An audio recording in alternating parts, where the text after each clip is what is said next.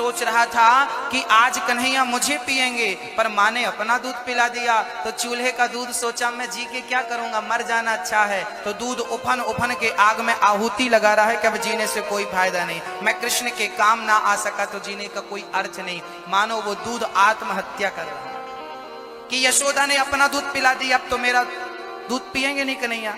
वो मर रहा है। अब मैया लाला को उतार के जल्दी से दूध उतारवे गई, और जब दूध उतारने गई तो कन्हैया को गुस्सा आया, मैया मोकू छोड़ के दूध से प्यार करे। कन्हैया को गुस्सा आया, छड़ी उठाई और घर की सारी मटकियों को, जिस पे मैया दही मंथन कर रही थी, उठा करके, पत्थर पड़ा था, एक बार उठा के पटका नहीं फूटी, दूसरी बार उठा के जोर से पटका, मटकी धम्म से टूट गई, पूरा मक्खन जमीन में बिखर गया। अब श्री कृष्ण के पांव में दही बहता हुआ गया। अब कन्हैया जहां जहां जा रहे थे तो छोटे छोटे चरण चिन्ह बनते हुए जा रहे थे, दही से भीगे थे ना पांव, तो चरण चिन्ह बनते हुए जा रहे थे। अब कन्हैया ने कहा मैया तो इस प्रकार मोकू पकड़ लेगी। मैया बाहर आई, देखा कि मटकी टूटी पड़ी है और पांव के निशान इस तरफ हैं। अब कन्हैया ने जल्दी से पांव पहुंचना शुरू किया और उसके बाद जाकर छिपने लगे। अब मैया ने लाठी ले ली, आज दाढ़ी के छोड़ूंगो ना, बिगड़ तू जा रहे, कछु कहती नहीं हूं तो बिगड़ जावेगो। मटकी आज तेने सारी तोड़ दी। अब तो आगे आगे भाग रहे हैं कन्हैया, पीछे पीछे भाग रही है मैया, आज मैं पकड़ के रहूंगी। जरा विचार करिए, थोड़ी सी कल्पना करिए, केवल विचार इतना करिए कि जिस भगवान ने 3 पग भूमि में दुनिया नापा हो बामन बनकर, वो भगवान यदि भागेगा तो क्या किसी में सामर्थ्यता है उन्हें पकड़ने की? मैया, ओ पंचायती मैया, हो गई मोबाइल लीला? जगत का पालनहार जो 3 पग भूमि में दुनिया नाप लेता है, वो भागेगा तो क्या यशोदा मैया पकड़ सकती हैं? नहीं भक्तों, हम कभी नहीं पकड़ सकते उस कृष्ण को, परंतु पकड़ने के लिए दौड़ सकते हैं। और जब दौड़ेंगे, मैया दौड़ती रही, थक गई। लिखा है कि माँ ने जो बालों में गजरा गूंथ रखा था ना, पूरे गजरे के पुष्प गिर गए, पसीने से डूब गई, पर छोड़ा नहीं कृष्ण को पकड़ना। बस भक्तों, आखिरी दम तक भगवान को पाने की इच्छा रखोगे तो वो कृपा करके कभी ना कभी पकड़ में आएगा जरूर। भक्त की सच्ची निष्ठा, भक्त की सच्ची श्रद्धा ही गोविंद तक पहुंचाती है। कभी ना हारने का भाव ही गोविंद तक पहुंचाता है। मेरा कन्हैया मुझे मिलेगा जरूर, ये विश्वास आपको भगवान तक पहुंचाएगा।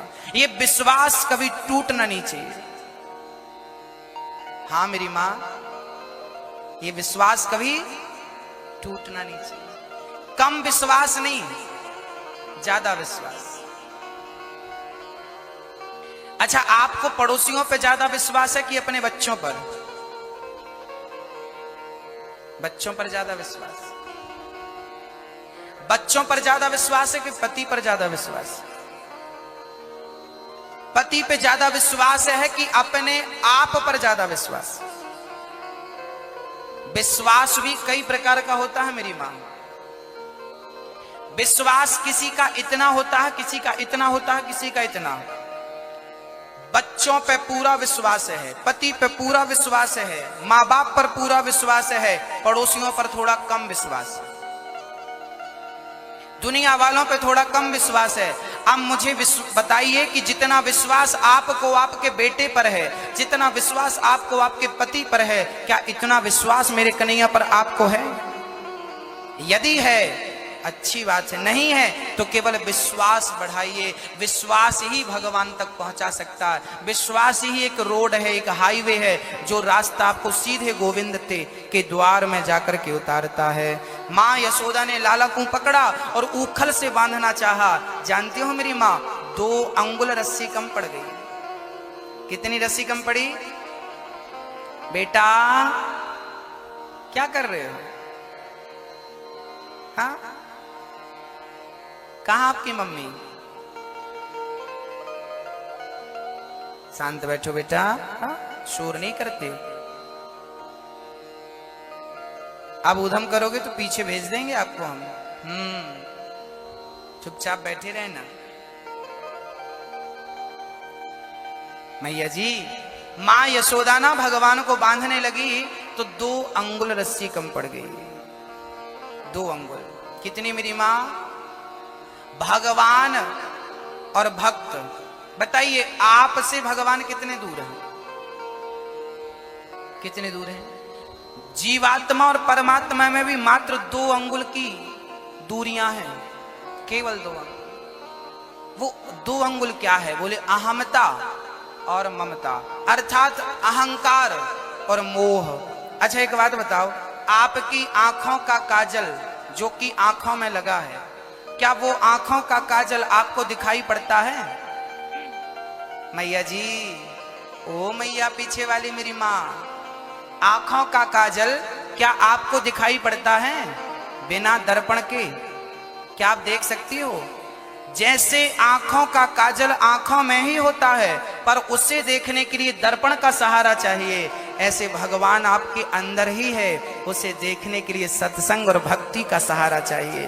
बिना भक्ति बिना प्रेम के उस परमात्मा को देखा, भक्ति और प्रेम का दर्पण होना चाहिए उसे देखने के लिए, है ना?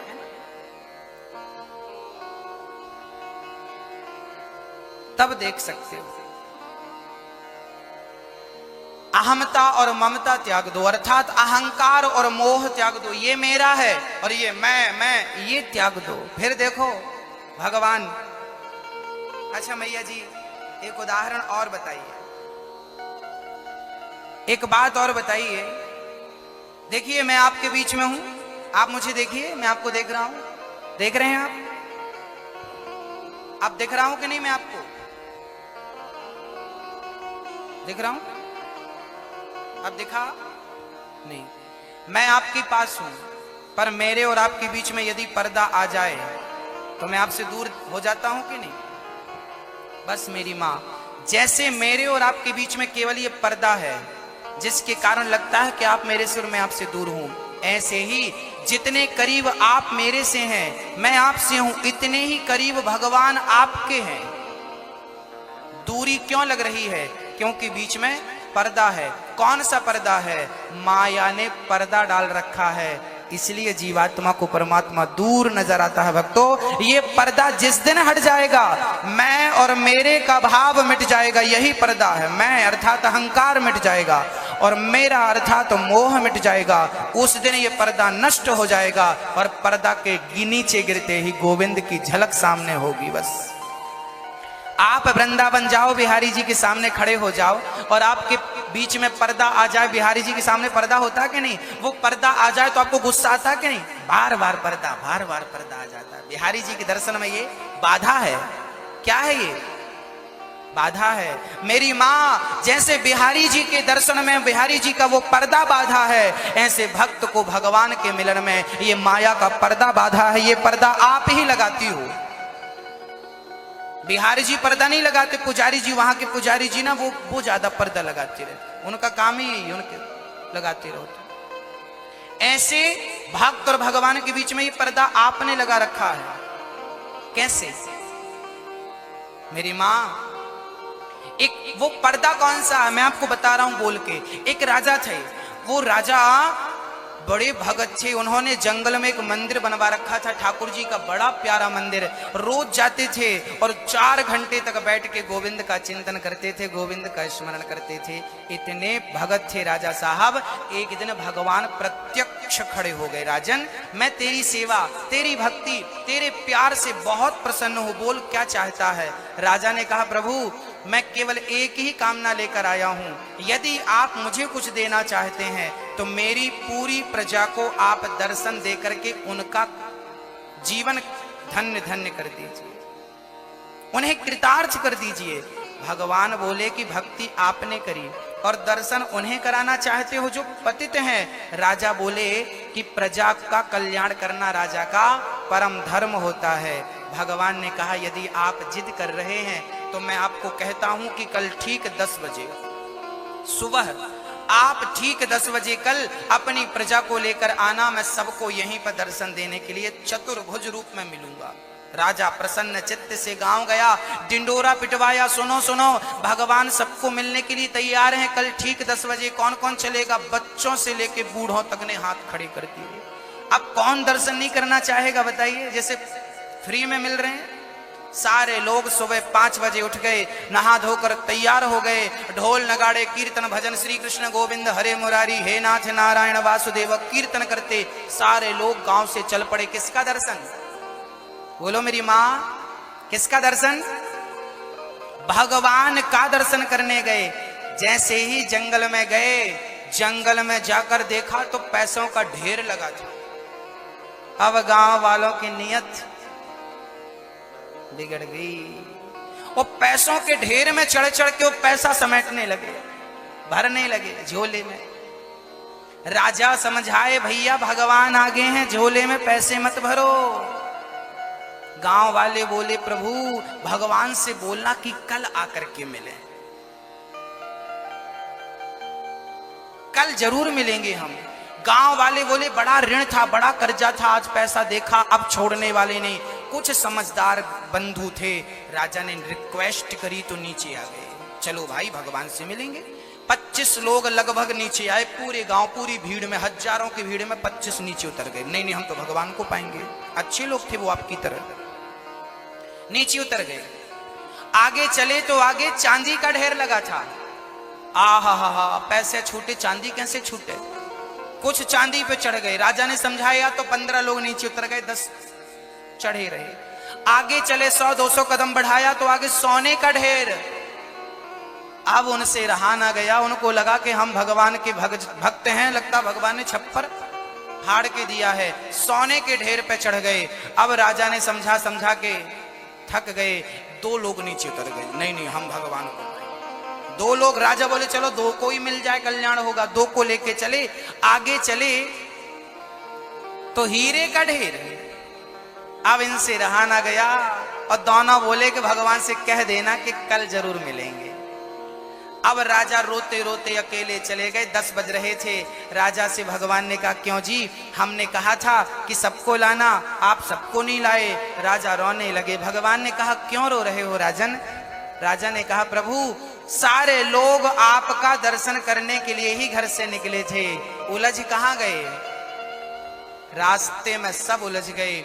कोई पैसों में उलझ गया, कोई चांदी में उलझ गया, कोई सोने में उलझ गया, कोई हीरा और मोती में उलझ गया। प्रभु जो उलझा था वो भगवान तक नहीं पहुंचे, और राजा उलझा नहीं था तो आज भगवान के सामने जाकर खड़ा है। भक्तों, ये कहानी उस राजा की नहीं, ये कहानी आपकी और मेरी कहानी है। अब आप अपने दिल में हाथ रखकर बताओ, क्या हम लोग पैसों में नहीं उलझे?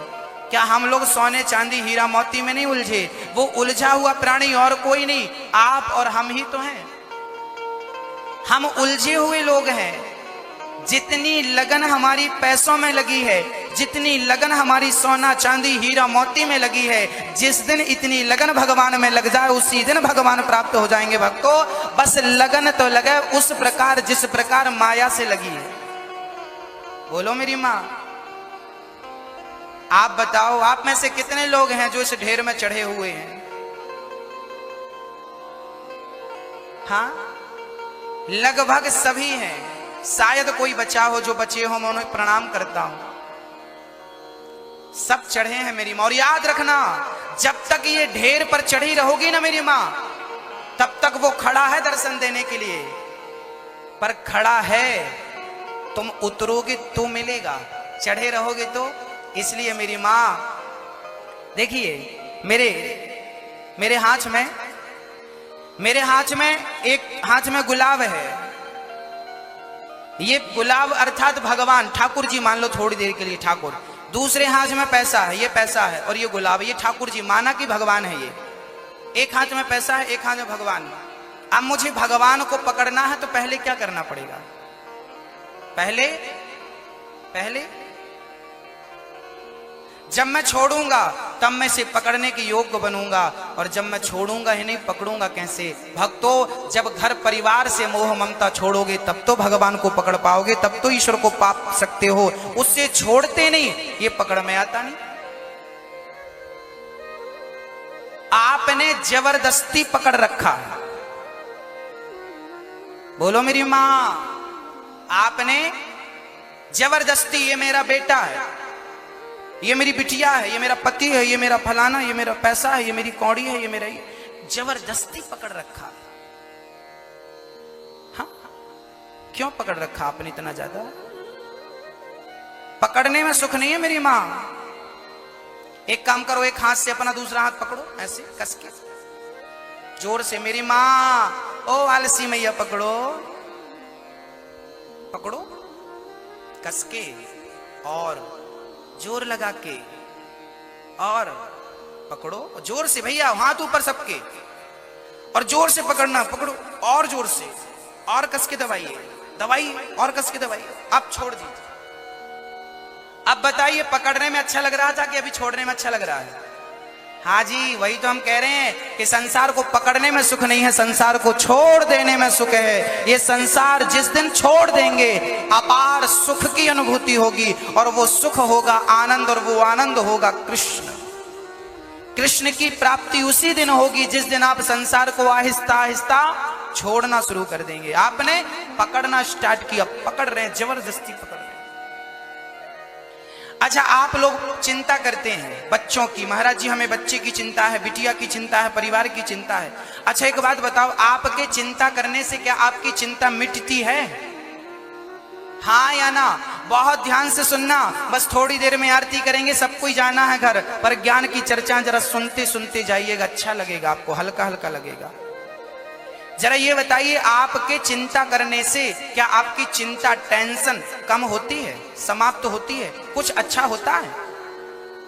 मेरी मां, आपने ना घर गृहस्थी का सारा बोझ अपने ऊपर रख रखा है, इसलिए ये टेंशन है, ये टेंशन, ये बेटा है, बेटी है, पत्नी है, पति, ये सब आपने खोपड़ी में रखा है, इसलिए टेंशन है। जिस दिन इसको उतार के गोविंद के चरणों में डाल दो, प्रभु बेटा तेरा, बेटी तेरी, पद तेरा, प्रतिष्ठा तेरा, सब तेरा, उस दिन आप टेंशन मुक्त हो जाएंगे। जबरदस्ती लेके घूमते हैं आप। अच्छा एक बात बताओ, आप में से कितने लोग हैं जिनका अपना खुद का घर है?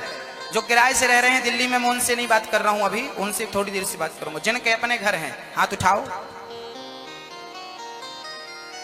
आपके अपने खुद के घर हैं? अच्छा जी, आपका अपना खुद का घर है? नहीं, भगवान से तो आपने कह दिया हाँ हमारे नाम की रजिस्ट्री। यही भाव गलत है, यही सिद्धांत हमारा बिल्कुल गलत है, गलत। फिर क्या सही है? आइए गलत से हम सही की ओर चलते हैं। मेरी मां, देखिए, आप जब तक अपने आप को कर्ता समझते रहेंगे तब तक टेंशन बनी रहेगी, और जिस दिन आपने कर्ता भगवान को बना दिया, करते हो तुम कन्हैया, मेरा नाम हो रहा है, मेरा आपकी कृपा से सब काम हो रहा है। याद रखना मेरी मां, जो घर है वो आपका ही है, आप रहो उसमें, खूब आनंद से रहो, परंतु भाव ये होना चाहिए कि ये घर मेरा नहीं है, घर तो ठाकुर जी का है, बिहारी जी का। घर किसका है? मेरे घर का मालिक कौन है? मेरे घर का मालिक कौन है? भगवान। और मैं कौन हूं? मैं भगवान का किराएदार हूं। जिस घर में आप हो वो घर के मालिक हैं कन्हैया, और आप हैं उस घर के किराएदार। अब किराएदार हैं तो मालिक को समय पे पैसे चुकाने पड़ते हैं। तो आप जो माला जपते हैं, जो भक्ति करते हैं, भगवान से कहा करें कि प्रभु ये भक्ति नहीं है, ये तो तेरा किराया चुका रहा हूं मैं, ये तो तेरा नाम जपना, तेरी भक्ति करना, तेरा भजन करना, ये क्या है तेरा? ये क्या है तेरा? ये क्या है तेरा? यही तेरा किराया है। जब आप मालिक भगवान को बना देंगे तो घर का मालिक, घर के मालिक आप थे, इस बात का जो अहंकार था आपको, वो मिट जाएगा कि नहीं? आपके अंदर जो ये अहंकार आपने पाल रखा है कि ये कोठी मेरी है, जिस दिन उस कोठी का मालिक भगवान को बना दोगे तो आपने जो अहंकार पाल रखा था ये कोठी मेरी है, वो अहंकार मिट गया कि नहीं?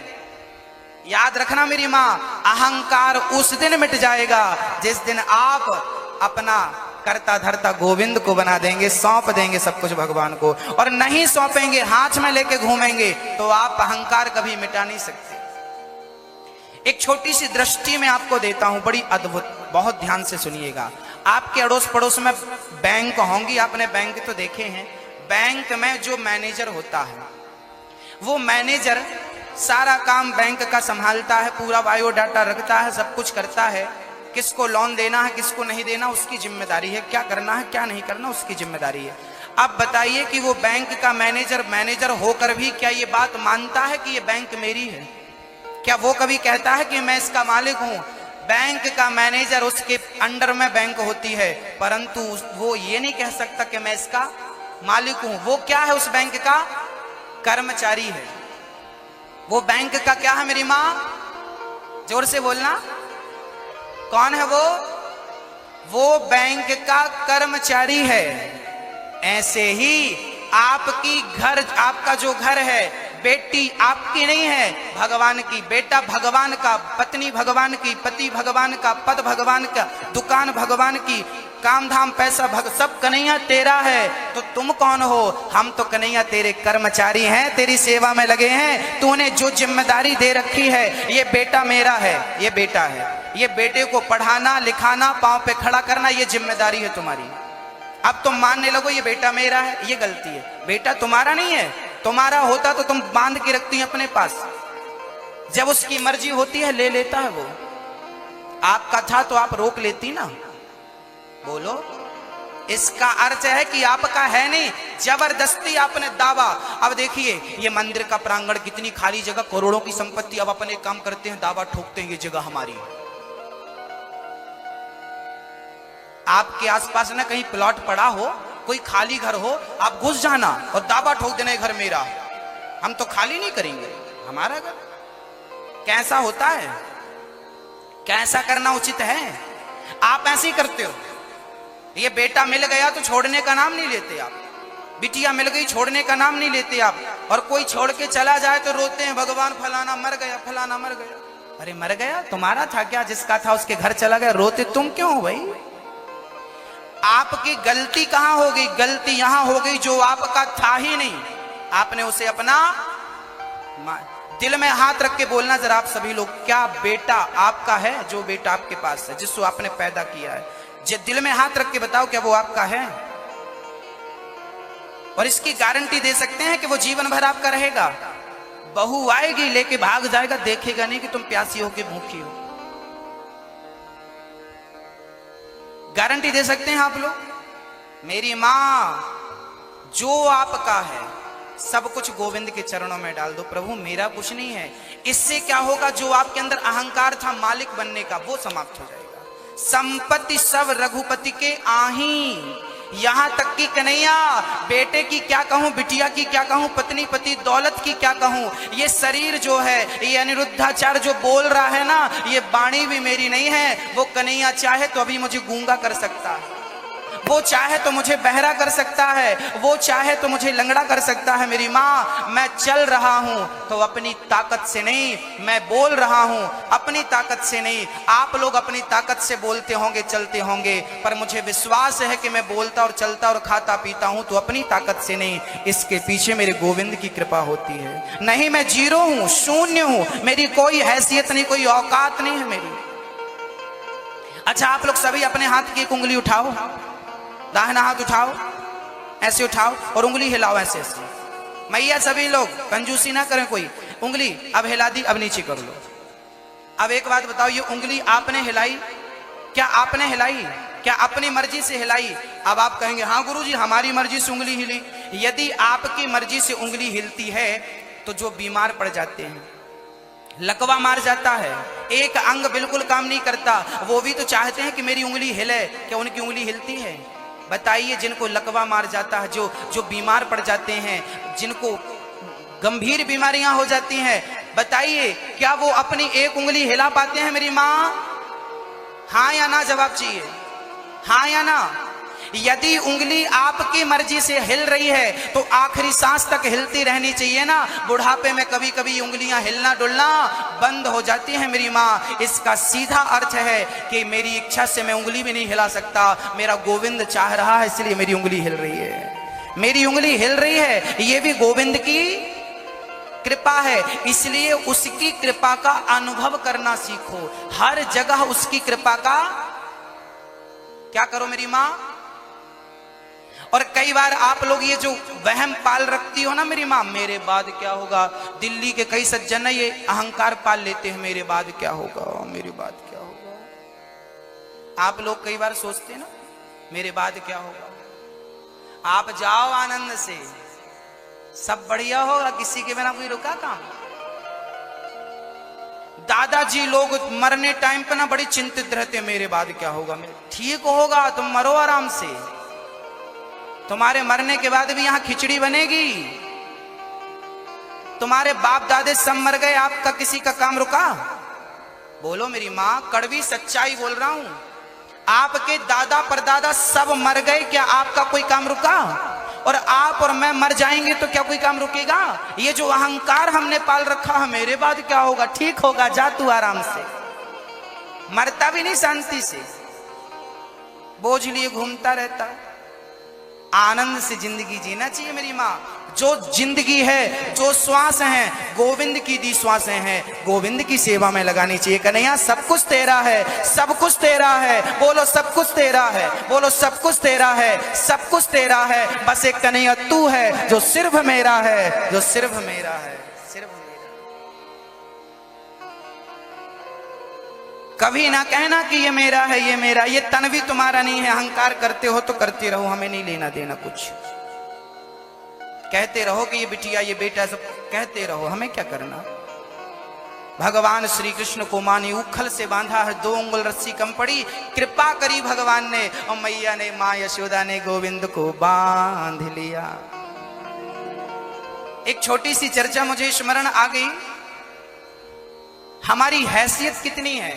एक किसान बैलगाड़ी लेके आ रहा था, नीचे नीचे कुत्ता चल रहा था, बाजू से गधा निकला तो कुत्तों की कुत्ते से गधे की बात चल रही थी। गधा ने कहा, कहो कुत्ता भाई सब कैसा चल रहा है? कुत्ता बोला, बाकी तो सब ठीक है, आजकल जिम्मेदारी ज्यादा मिल गई है, मालिक ने गाड़ी मेरे कंधे पे रख दी है, गाड़ी का बोझ मेरे कंधे पे है, मैं चला रहा हूं गाड़ी।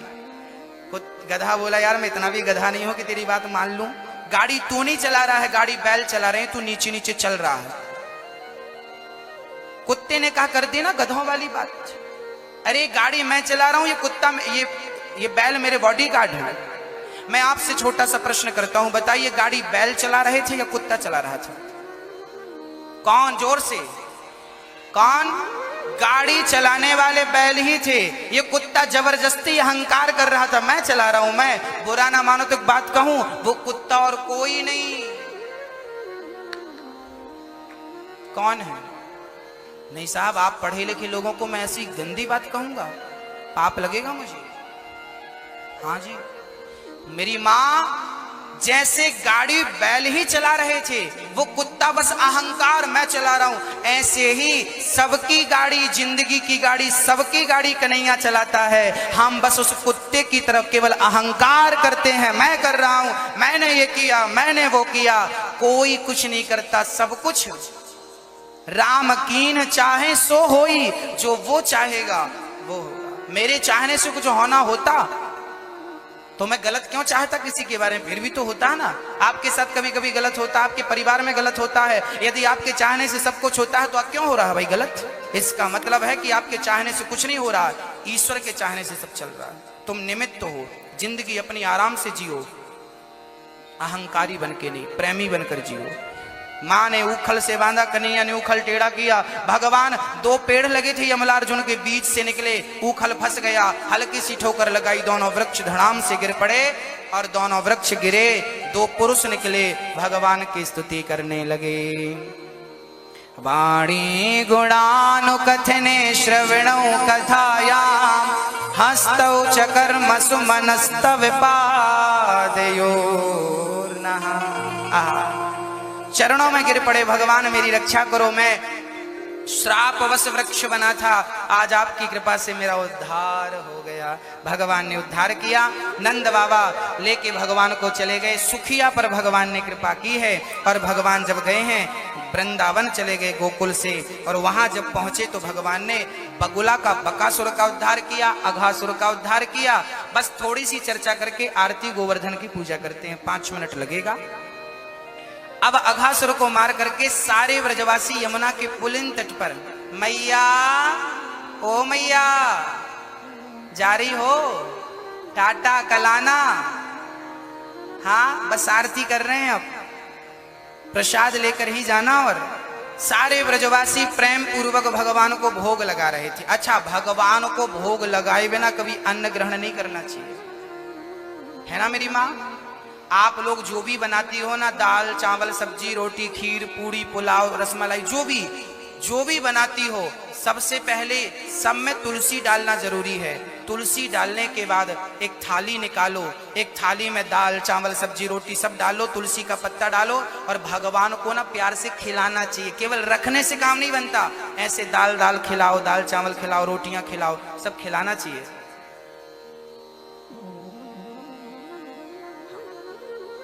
ये सब खिलाना चाहिए भगवान को, ऐसे ऐसे ऐसे ऐसे खिलाओ। और भगवान को खिलाने के बाद थाली में जो बचा है ना, उसको ले जाके दाल को दाल में डाल दो, चावल को चावल में डाल दो, रोटी को रोटी में डाल दो। पूरा भोजन क्या बन गया? प्रसाद बन गया। इस प्रकार से बच्चों को प्रसाद खिलाइए। मैं गारंटी लेता हूं कभी किसी की बुद्धि बिगड़ेगी नहीं। जिस घर में रोज प्रसाद लोग खाते हों, भगवान का जूठन खाते हो, वो घर सुख शांति समृद्धि, उस घर में कभी कलयुग का प्रवेश नहीं होता, कलयुग का वास नहीं होता। उस घर में आनंद ही आनंद होता है। प्रसाद खाना सीखिए, कुछ भी मत खाना सीखिए, भक्षा भक्ष मत करिए। हाँ, सारे ब्रजवासी गोल गोल बैठ गए, ठाकुर जी को बीच में बिठा लिया, कोई रोटी खिला रहा है। एक ब्रजवासी बासी रोटी लेके आया था नमक के साथ, नमक लगा के बासी रोटी खिलाया। सोचिए मेरे कन्हैया ने बासी रोटी खाई। अच्छा, भगवान के मित्रों में एक मित्र था, बहुत गरीब था, नाम था मधु मंगल। क्या नाम था मेरी माँ? बहुत गरीब था, उसके पास कुछ था नहीं खिलाने के लिए, वो कुछ लाया नहीं घर से।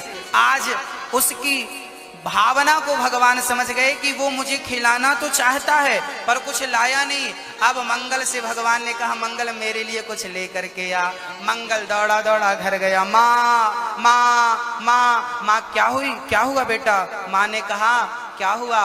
मेरे कृष्ण ने कुछ मांगा है माँ, क्या कुछ खाने को है? माँ बोली, क्या बताएं बेटा, हम गरीब लोग हैं, हमारे घर रोज रोज चूल्हा नहीं जलता, जब जब जलता है, 2 दिन पहले जला था तो हमने कढ़ी बनाई थी, क्या तुझे भूख लगी है? मंगल बोला, माँ मुझे लगी होती तो मैं सब खा पी लेता, पर कन्हैया ने मांगा है। माँ बोली, बेटा ये कढ़ी ले जा, बहुत बढ़िया बनाई थी पकौड़ी डाल के, जरा कन्हैया को खिलाना। अब मंगल कढ़ी लेकर के मिट्टी के बर्तन में श्याम सुंदर के लिए चल पड़ा। चलता चलता चलता चलता यमुना के किनारे पहुंचा। मंगल ने विचार किया कि ये बासी कढ़ी यदि मैं कृष्ण को खिलाता हूं तो कृष्ण बीमार पड़ जाएगा, मरूं तो मैं पड़ूं, मरूं बीमार पड़ूं तो मैं बीमार पड़ूं। मंगल ने वो कढ़ी खुद गट गट गट के पीनी शुरू कर दी, खुद पीना शुरू कर दिया। और जो बची यमुना में भगवान ने देखा मेरे लिए लाया, खुद डकर गए, दौड़े दौड़े भगवान आए। मंगल कड़ी पूरी मत गटकना। और जब आए भगवान, मंगल ने पी के और पात्र को यमुना में फेंक दिया। भगवान ने देखा मंगल के मुंह पे कड़ी भरी थी, जल्दी जल्दी में गुटक नहीं पाया।